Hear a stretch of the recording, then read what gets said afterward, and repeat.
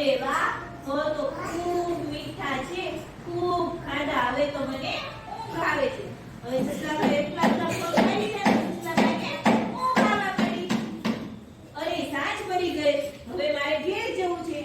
કેવી રીતે જાઉં? હવે સસલાભાઈ નદી પાર કરીને આવ્યા હતા, હવે તો રાત પડી ગઈ. હવે ઘરે કેવી રીતે જાઉં? સસલાભાઈ વિચારે. ઓ મગરભાઈ, એમ કે છે સસલાભાઈ. શું કહે છે? ઓ મગરભાઈ, હું ગણતરી ભૂલી ગયો છું. ફરી